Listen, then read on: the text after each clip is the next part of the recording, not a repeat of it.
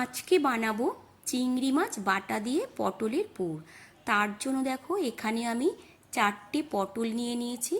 পটলের খোসাগুলো ভালো করে ছাড়িয়ে নিয়ে মুখগুলো কেটে সব বীজগুলো পটলের থেকে বার করে একটা প্লেটের মধ্যে রেডি করে রেখেছি।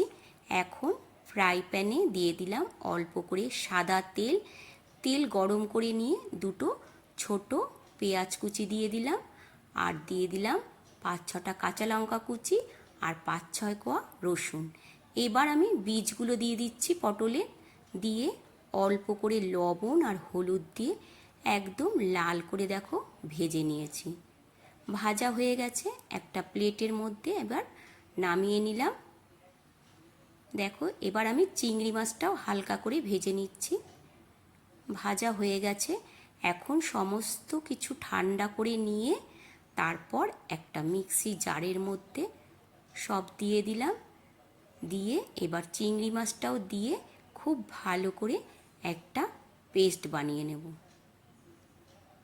একদম রেডি হয়ে গেছে দেখো। এবার আমি এই পুরটা একটা প্লেটের মধ্যে নিয়ে নিয়েছি। এখন এই পটলের মধ্যে সমস্ত পুর ভরে নিয়েছি। দেখো সবগুলোর মধ্যে ভরা হয়ে গেছে। এখন একটা কাঠি দিয়ে সব মুখগুলো আমি আটকে দিলাম, আর একটা বাটিতে বেসন, সামান্য নুন আর হলুদ দিয়ে খুব ভালো করে একটা ব্যাটার রেডি করে নিয়ে এবার পটলগুলো ব্যাটারের মধ্যে ডুবিয়ে ভেজে নিতে হবে।